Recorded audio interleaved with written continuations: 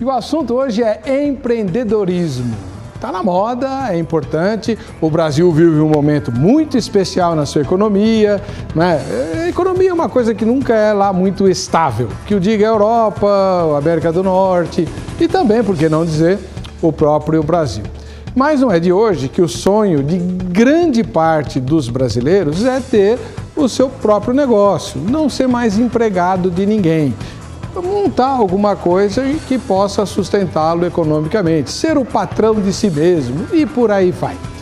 Esse sonho, muitas e muitas vezes, muito mais vezes do que você imagina, vira pesadelo.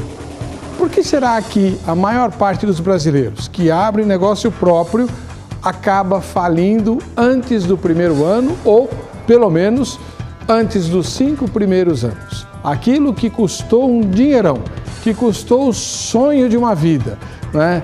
Aquilo para o qual a pessoa e sua família se empenharam de corpo e alma, acaba se transformando num pesadelo terrível e tenebroso, do qual muita gente não consegue acordar.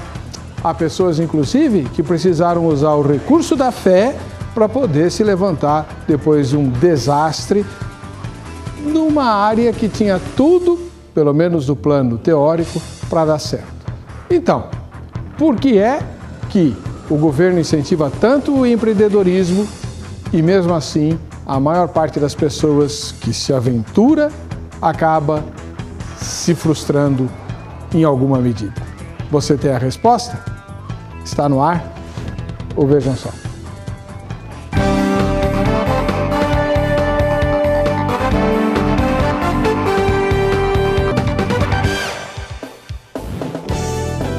Olá, é com grande alegria que começamos mais essa edição do programa Vejam Só. Ele é produzido pela RIT, Rede Internacional de Televisão. E você recebe no conforto da sua casa o sinal da RIT, né? E não apenas o brasileiro, mas todo mundo que mora na América do Sul, na América Central e na América do Norte, além da Europa, também recebe o sinal da RIT. Por isso, esteja você onde estiver, eu quero agradecer pelo carinho da sua audiência e convidá-lo a participar desse debate. O nosso ponto de contato é o site www.vejamsó.com.br. Vote e você pode ganhar prêmios participando do programa, além de enriquecer com a sua opinião e com os seus votos, né, o debate de hoje. Os especialistas que aqui estão para interagir com você e tentar responder a pergunta tema de hoje são Sérgio Dalsasso, ele é empresário, escritor e palestrante empresarial. Inclusive, entre outras obras, né, ele é autor desse livro aqui, que trata justamente do assunto que nós estamos discutindo hoje. Paz e graça, Sérgio Dalsasso, seja bem-vindo. Muito obrigado pela sua presença. Prazer é todo meu, Heber, não só a você, como a todos os ouvintes, e a esse encontro fantástico que a gente vai procurar desenvolver e debater da melhor forma possível para ser útil, para poder somar nesse crescimento e nessa ausência, exatamente eliminando o fator de que tanta gente realmente tenta fazer as suas coisas e não consegue chegar ao final obtendo o seu resultado, o resultado desejado e sonhado. Você, além de palestrante e autor de livros, né? Deixa eu mostrar de novo esse livro. Qual câmera? 2. Você é empresário também, né? Sim. De qual ramo? No ramo de confecções. Na verdade, a gente tem uma empresa chamada Nó de Pano, que a gente desenvolve hoje bolsas e acessórios em tecido e couro. Maravilha.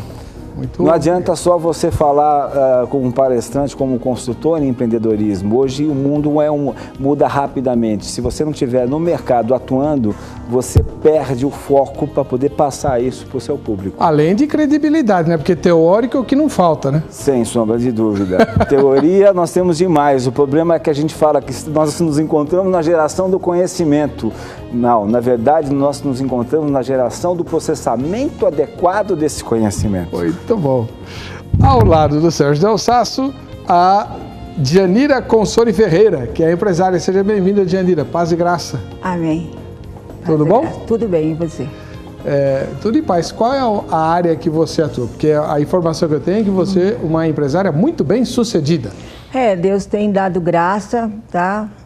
E não tenho reclamado de nada e eu acredito que com toda a sabedoria do que eu estou vendo aqui, eu não sei o que eu estou fazendo aqui, viu? Você é o nosso exemplo. Ué, olha aí. Você é o exemplo de quem foi para o empreendedorismo e deu certo. Eu saí de um banco com muitas pessoas que saíram, isso foi em 70, em 76 eu abri minha empresa, porque eu tive uma outra antes, que não funcionou, era com ímpio e não deu certo, eu parei e abri a minha, só eu e meu irmão.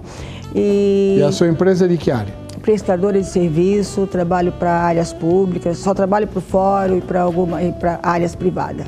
Prestadora de serviço de que tipo? Limpeza, conservação, trabalhos técnicos, vários tipos de trabalho. Muito bom. Há quantos anos você tem essa empresa? Então, desde 76. Barbaridade. 30 e quanto, gente? Quem é bom na conta? E você? 76, 86, 96, 2006, 30 anos. Você põe para mais 2012, são? 30 anos, 36 anos. 36 anos. Tem que fazer conta, você viu? Pois é. Tá bom. Maravilha. Muito obrigado pela sua presença aqui. Obrigada. E fechando o grupo, pastor Orestes Machado, que além de pastor, também é empresário, teve uma experiência negativa, ele vai falar dessa experiência negativa e usou a fé para se reerguer. Hoje é empresário muito bem sucedido. Tudo bem, pastor Orestes? Paz e graça. Graça e paz. É um prazer estar podendo contribuir com esse tema que você sugeriu e esperamos trazer a luz da palavra de Deus e também pelo testemunho que vivenciamos. A igreja que o senhor está agora, qual que é? Estamos na Assembleia de Deus, Igreja Evangélica Assembleia de Deus, Jardim Augusta, cujo pastor-presidente é o pastor Antônio Lisboa, que quero mandar um abraço a ele e todos a diretoria, e que nos permitiu também estar aqui.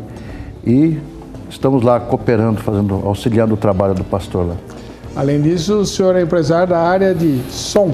Estamos na área de eletroeletrônica, estabelecido no maior polo eletroeletrônico da América Latina, conhecido mundialmente, a região da Santa Efigênia, ali na Rua dos Andradas, 293. Nossa empresa chama-se Real Som, uma empresa que adquiriu um nome aí no mercado por conta de um revés que nós tivemos, algo que foi um problema lá atrás que hoje virou uma solução e é o nosso diferencial que nos destacam diante de toda a concorrência que trabalhamos. Então quem começa e cai não deve desanimar? De forma nenhuma. O cair é um aprendizado. Eu penso que se você buscar a história dos grandes empresários hoje estabelecidos, todos eles tiveram revés. Seria uma ilusão quem começa achar que tudo vai ser um mar de rosa. Mas a maioria começa assim, não é? O problema é que a nossa cultura acha que o camarada sendo empresário, ele pode sair gastando, comprando. E, na verdade, isso, e também por outros fatores, porque você acredita. Eu, por exemplo, saí de uma visão macro para uma realidade micro. Eu comecei do zero, mas eu vim de uma experiência de uma empresa grande. Eu era um administrador de empresa, bem sucedido a empresa que eu administrava. Quando eu vim me estabelecer, por conhecimentos do mercado e dos fornecedores, nós montamos a Real Som. E no período que nós iniciamos, e fomos acelerando, achando que estávamos com a visão anterior. E quando nós caímos na realidade, era outra realidade. E aí é bacana que a gente vai depois você vai dar os detalhes, vai contar tudo direitinho. Muito bem, você viu que nós temos 3 convidados especialistas mesmo, conhecem o assunto e vão nos ajudar a entender por que o empreendedorismo no Brasil gera tanta insatisfação, tanta frustração, muito mais do que seria desejável, né? E vamos começar a analisar o assunto já com a matéria que apresenta o dilema de hoje. Vejam só. Um estudo sobre a demografia das empresas ativas no Brasil mostra que de cada 10 empresas criadas no país, 2 deixam o mercado no ano seguinte. Só neste ano, o número de pedidos de falência cresceu 11% no primeiro semestre, em relação ao mesmo período do ano passado. Foram 975 pedidos, enquanto em 2011 o total ficou em 877. Na comparação mensal, o número diminuiu, passando de 203 em maio para 158 em junho, queda de 22%. E as empresas de pequeno e médio porte são as que mais entram e deixam o mercado. Do total de pedidos de falência realizados entre janeiro e junho, a maioria, 529, foi feita por micro e pequenas empresas. Entre as médias empresas foram registrados 286 pedidos e entre as grandes 160. O número de falências decretadas também aumentou, passando de 314 no primeiro semestre de 2011 para 341 no mesmo período deste ano. O número de pedidos de recuperação judicial cresceu na mesma proporção. Nos 6 primeiros meses de 2012, foram 395 requerimentos, enquanto no mesmo período de 2011 foram 239 pedidos. As micro e pequenas empresas também lideram a lista de pedidos de recuperação judicial, com 202 requerimentos. Foram feitos 129 pedidos de recuperação judicial por médias empresas e 64 pedidos pelas grandes. Os dados são do indicador de falências e recuperações divulgados pela Serasa Experian. Informações que levam, vejam só, a questionar a que deve ser atribuído o resultado desse cenário. Por que a maioria dos brasileiros que abrem seu próprio negócio o fecha antes de completar o primeiro ano? Bom, essa salada de números aí mostra que a situação não é assim aquele mar de rosas que a gente espera quando pega o dinheiro de uma grande indenização, por exemplo, trabalhista, e tenta ir para um negócio próprio, realizando o sonho de se tornar patrão de si mesmo. Por que tanta coisa dá errado? O que a gente pode fazer para resolver essa situação, né? E fazer aquilo que o governo tem incentivado nos últimos anos, que é o empreendedorismo e fazer com que a quantidade de pessoas que dependam de um emprego formal diminua na medida em que abre o seu próprio negócio. Para você participar do programa, você entra no site www.vejamsó.com.br.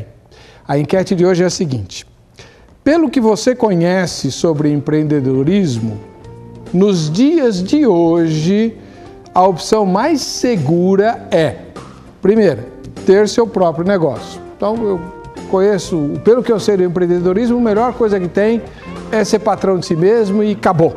Pronto. Segunda, pelo que eu sei, o melhor é ser empregado. Não estando desempregado está ótimo. Então, ser empregado de alguém tem os direitos trabalhistas, férias, 13º, fundo de garantia, jornada de trabalho limitada, hora extra. É uma bênção, né? Puxa vida, beleza. Terceira resposta, não sei. Não sei. Vote no não sei, o seu voto vai ser computado e você pode ganhar prêmios, depois eu falo dos prêmios para você, tá bom? Sérgio Dalsasso, há quanto tempo você abriu o seu primeiro empreendimento e ele deu certo ou não? Na verdade, eu abri em 1994, antes disso também fiz carreira executiva, né? E iniciei como consultor empresarial, né? E na verdade é engraçado, quer dizer, quando você inicia, primeiro eu iniciei em parceria para depois trabalhar de forma individual. E ao longo desse tempo eu venho trabalhando de forma individual. O que foi importante, eu abri em parceria o processo. Porque é engraçado, quando você sai de uma área para outra, é o que ele estava colocando. Eu tinha um grande cargo, uma grande posição, mas dentro de uma realidade, de uma estrutura grande, onde as necessidades são diferentes de quando você vai desenvolver o seu negócio próprio. Esse desenvolver o seu negócio próprio, muitas vezes a gente não consegue fazer sozinho. É como a gente fala, porque a gente tem uma comunidade, uma religião? Porque lá nós temos pessoas que têm objetivos comuns. Então a gente tem que procurar, para o desenvolvimento inicial, buscar e encontrar pessoas com objetivos comuns, procurar formar isso. Por quê? Porque é aí que você começa a enriquecer o conhecimento, se preparar, se educar para melhorar a sua percepção sobre aquilo que você vai desenvolver, né? Para melhorar e para tomar as atitudes que não são as mesmas dos grandes negócios que você realizava antes, para começar a se motivar, buscar a sua capacitação, né? Buscar dessa capacitação, formar competência, que é uma avaliação que o mercado tem que ter daquilo que você está fazendo, né? Criar cada vez mais a sua visão de estratégia, do conhecimento daquilo que você está desenvolvendo. Uma coisa que é fundamental, começar a rabiscar e ter um material que a gente tem que traduzir no planejamento do como a gente pode chegar lá. de quais as nossas possibilidades, os nossos recursos pessoais, o tempo que nós temos para absorver o negócio e para, ao mesmo tempo, nos manter enquanto ele está em desenvolvimento, né? E mais, dentro de um grupo individual ou coletivo, você tem que impor metas. Eu quero chegar e qual é o tamanho do quanto eu quero chegar e qual é o esforço adicional que eu vou ter que dar para efetivamente me adequar a essa atividade. Né? E aí sim, é a realização ou não. Se você não tiver esse histórico de preparação, provavelmente vai faltar parafusos durante o seu processo. Essa ausência desses parafusos vai fazer com que você tenha que errar. Nós vamos errar de qualquer forma, mas o problema não é errar. O problema é não perceber que errou e não ter o ajuste rápido e suficientemente no tempo certo para que a gente possa continuar no caminho, subindo a nossa estrada, subindo os nossos objetivos. Legal. Conhecer um pouquinho melhor a irmã Djanira, e a irmã Djani Consone Ferreira, empresária do ramo de prestação de serviços, né? Mas, posso ver? Pode. Dá licença. Vamos lá. Limpeza DEP, conservação. Desde 76 é serviço de higiene. Você já começou na área de... Por quê? Porque você era uma dona de casa com mania de limpeza? Não, eu trabalhava na área e achei que eu ia fazer o melhor, ia ser a maior. Eu não sabia que tinha todas essas intercorrências do mercado. Eu achei que era mais fácil. Você foi assim, com a cara e a coragem? Com a cara e a coragem. Saí de um grande banco e abri minha empresa e... Mas quem que falou na sua orelha? Não, vamos para esse caminho. Ou você acordou um dia e falou, não, eu vou. Eu sempre escutei, como eu me relacionava muito fácil, isso já desde 40 anos atrás, estava no mercado, e as pessoas falavam, você vai longe, ou não sei o que lá, você é bola branca, porque eu era muito extrovertido. E aí teve um chefe meu que era mais louco do que eu, vamos abrir uma empresa nesse ramo. Isso foi um fracasso, durou 3 anos, que depois eu abri a DEP, eu e meu irmão, e nunca tivemos problema, graças a Deus. Na mesma área? Na mesma área. E o seu sócio, fez o que da vida? Morreu, a empresa dele acabou, ele ficou prestando serviço, aí depois até trabalhou para mim um tempo. Não diga. Saí da empresa sem nada, deixei tudo lá, tinha outro nome, abri a DEP, só eu e meu irmão, como nós éramos arrimo de família e não tinha nada assim de muito avantajado, a gente tinha que, o meu irmão ficou na empresa que estava e eu fiquei praticamente sozinha. E você era da área administrativa ou de vendas? Eu sou de contato, só de vendas, e ele é só da área administrativa. Eu não sei a quantas ele administra, eu sei que ele pega no meu pé. Então, por isso, no caso da sua primeira experiência, ela também não deu certo, porque quem administrava era o seu sócio. Era meu sócio, e não era lá muito pé no chão. Tá, Você falou que ele era mais louco que você? Ele é meio louco, ele não era normal. O meu irmão, ele é muito pé no chão. Eu falo, por favor, desenterra, o pé não pode, tem que estar no chão, mas não pode enterrar, tem que dar um jeito nesse pé aí, porque meu irmão sempre trava. Agora, eu sou bastante, eu não tenho medo, entende? Não tenho medo e nunca penso em parar, se cair, levanta, só que eu só saí. Só para a gente entender um pouquinho melhor, depois você vai contando mais, né? Mas quando você começou essa empresa, logo depois que você saiu do banco, você empregou tudo ou uma boa parte do dinheiro que você recebeu de indenização?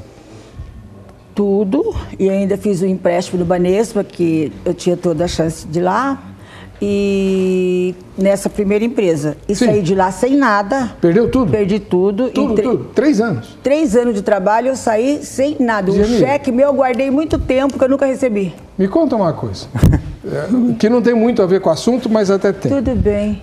Como você dormia de noite? Porque eu fico imaginando trabalhar a vida inteira numa grande organização, pegar todo o dinheiro da indenização e investir num negócio e em 3 anos aquilo virar farinha, quer dizer, nem farinha, porque farinha a gente come. Não virou nada. Né? Não virou nada. E aí como é que você fazia para dormir? Você não ficou ruim? Não fiquei. Eu dormia, sempre dormia, haja visto que eu tenho 78 ou 68 anos, eu continuo dormindo. Na boa? Na boa. Mas existe uma coisa que me sustém. É a fé, a raça. Quando eu faço uma coisa, eu quero fazer sempre o melhor, eu estou sempre junto, eu trato com eles da mesma forma, então você consegue angariar alguém um pouquinho melhor para você, entendeu? Tá legal, beleza. Já que você falou de fé, vamos ouvir o pastor Orestes Machado. Pastor, uma dúvida que as pessoas obviamente têm, eu também tenho, O senhor falou que o senhor teve uma experiência que foi ruim quando começou o seu trabalho. Saiu de uma empresa que o senhor administrava e tal, o senhor era empregado lá, e aí achou que podia empresariar o seu próprio negócio, e administrar o seu próprio negócio, e não deu certo. O senhor já era cristão nessa época? Não, nessa época ainda não era cristão. E... Isso interferiu ou não?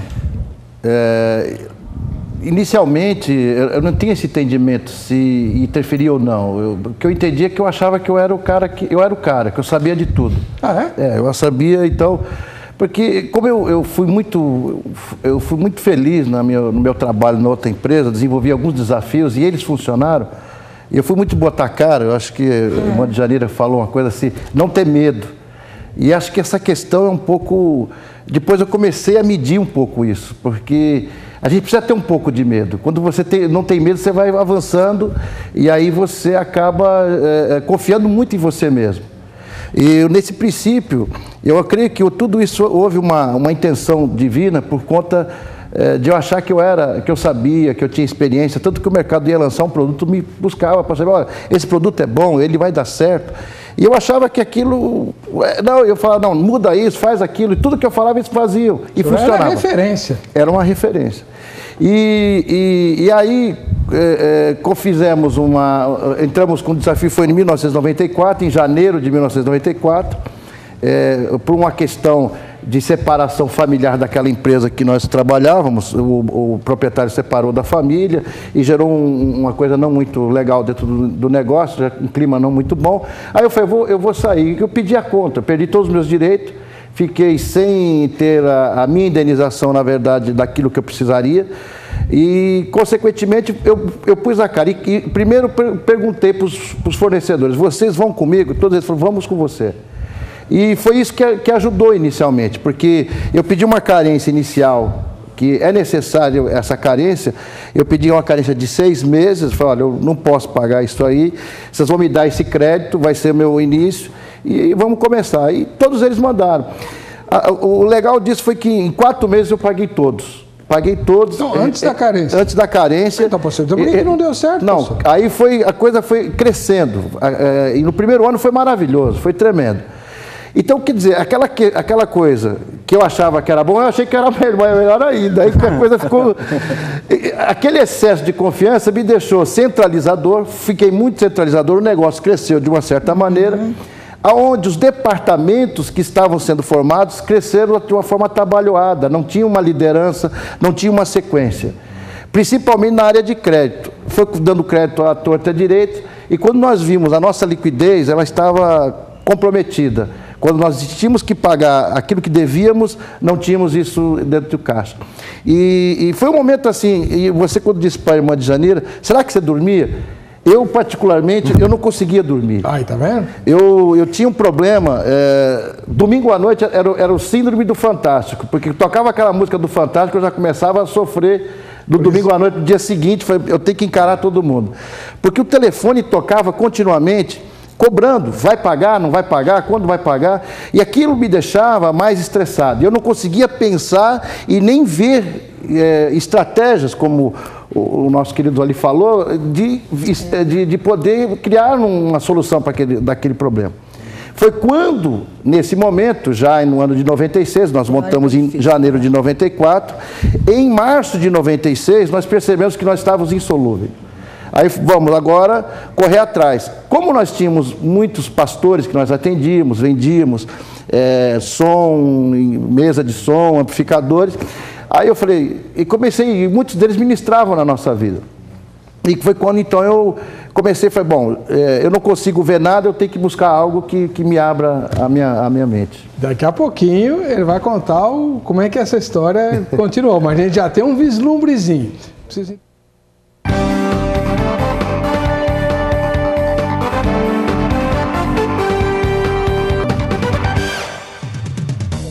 Voltando com o programa Vejam Só. Todos os dias de segunda a sexta-feira, até meia-noite agora, né? Estamos juntos e eu queria mais uma vez agradecer o carinho da sua audiência. O nosso site é o www.vejamsó.com.br.